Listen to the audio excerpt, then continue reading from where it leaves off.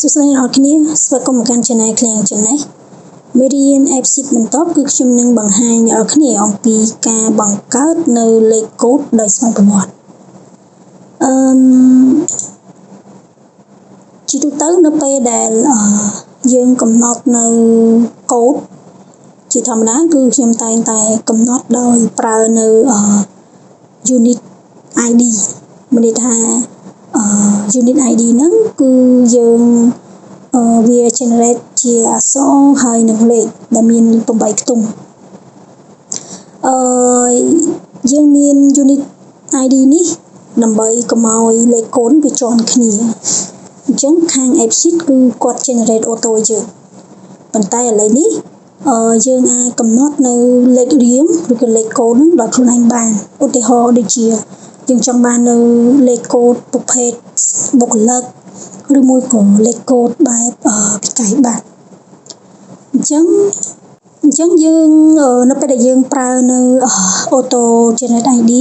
អញ្ចឹងវាងាយស្រួលឲ្យយើងចំណាំហើយកាត់បន្ថយនៅការកំហុសដូចជាយើងវាយកូដដោយ double ឬក៏អីអញ្ចឹងណាច្រឡំអញ្ចឹងទៅហើយដើម្បីយើងបង្កើតនៅ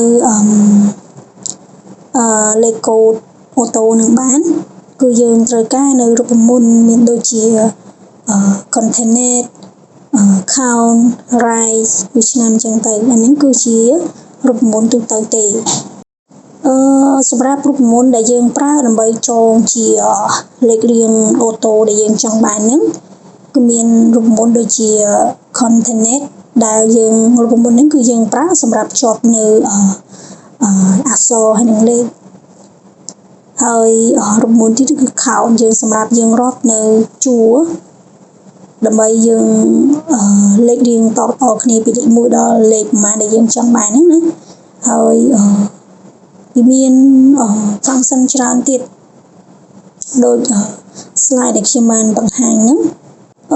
សម្រាប់auto ID ដែលយើងនិយមប្រើដូចបង្ហាញនៅ slide អញ្ចឹងមានដូចជាលេខកូដបុគ្គលិកលេខវិក័យប័ត្រឬមួយក៏លេខកូដតាមផ្នែកផ្សេងៗអញ្ចឹងទៅអញ្ចឹងទម្រង់នេះយើងអាចកំណត់នៅប្រភេទដែលយើងចង់បានដោយយើងផ្អែកទៅលើរូបមន្តដែលយើងចងសម្រាប់របៀបនៃការធ្វើគេហៅថាកំណត់នៅរូបមន្តអូតូហ្នឹងលេខរៀងអូតូហ្នឹងគឺគេមាននៅ4ជំហានដែលជំហានទី1គឺយើងចូលទៅកាន់ data បន្ទាប់ពី data យើងចុចកន្លែង column ហើយយើងរើសនៅ ID ដែលយើងបានកំណត់បន្ទាប់មកយើងកំណត់នៅរូបមន្តខ្ញុំនឹងឧទាហរណ៍ជាក់ស្ដែងមួយដើម្បីយើងបង្កើតនៅលេខរៀងអូតូដែលយើងចង់បាននេះគឺជា file ដែលខ្ញុំបានបង្កើតទាក់ទងជាមួយនឹងទិន្នន័យអតិថិជនដែលគាត់បានបដូរប្រេងម៉ាស៊ីនឡានឬក៏ម៉ូតូហើយនេះគឺជាលេខcustomer ID ដែលខ្ញុំបានសរសេរដោយដៃមានថាខ្ញុំសរសេរចេញពីក្នុង Google Sheet នេះឥឡូវខ្ញុំចង់បានប្រភេទលេខកូដអតិថិជន CUS ឆ្នាំហើយនឹងលេខរៀងអញ្ចឹងតើយើងធ្វើមិនដេចតាមណាជាមួយខ្ញុំអ្នកនរគ្នាអញ្ចឹងដំបូងគឺយើងចូលទៅកាន់ data នេះហើយនៅក្នុង table គឺមានតែ customer មួយទេដែលខ្ញុំបាន add ចូលណានេះចេញពីនេះហើយបន្តមកទៀតគឺយើងចូលកន្លែង customer ID នេះដែលយើងកំណត់អានេះគឺពីមុនខ្ញុំដាក់ខាងប្រភេទ unit ID ឥឡូវយើងកែមកយើងចុចកន្លែងហ្នឹងមក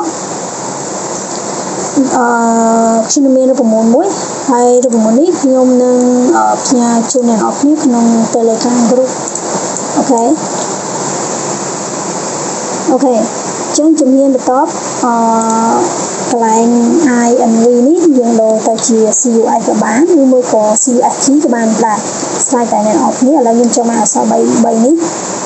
ជាលេខរៀងលេខនេះ4ខ្ទង់ហើយបន្តមកទៀត កន្លែង select នេះគឺយើង select ចេញពី sheet ឈ្មោះ sheet យើងហើយនៅក្នុងតារាងនេះយើងនេះហើយចេញពី column date ប៉ុន្តែដោយសារតែ date យើងនេះគឺអត់ទាន់មានទេអញ្ចឹងយើងត្រូវការបង្កើតនៅ column មួយទៀតគឺ date អូខេអញ្ចឹង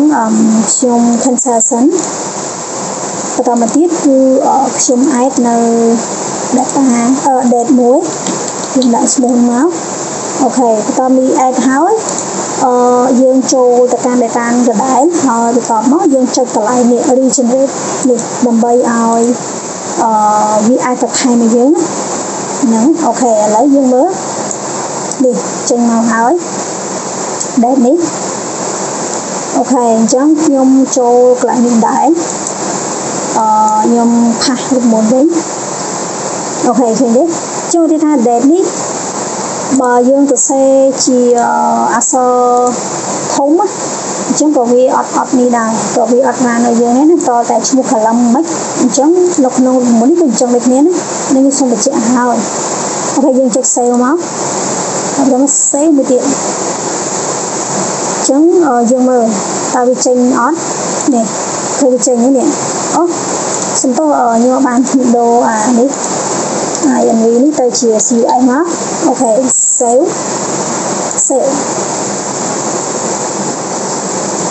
អានេះcustomer ID នេះកន្លែង customer 001 ដល់ 05 នេះខ្ញុំបញ្ជាក់ឲ្យគឺខ្ញុំបញ្ចូលដោយដៃ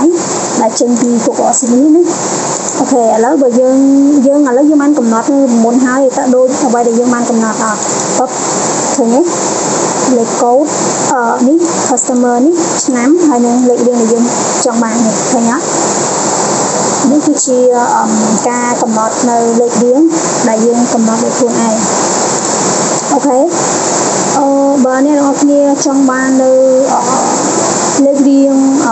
ផ្សេងៗទៀតគឺអ្នកនរគ្នាត្រូវធ្វើតាមរូបមន្តដែលខ្ញុំបានប្រាប់ទៅគឺយើងអាចចងបានហើយអូខេដោយសារតែថ្ងៃនេះមេឃភ្លៀងអញ្ចឹងវាអាចសំឡេងវាអាចរំខានបន្តិចសូមទោសផងសង្ឃឹមថាវីដេអូនេះនឹងមានប្រយោជន៍សម្រាប់អ្នកនរគ្នាអរគុណច្រើន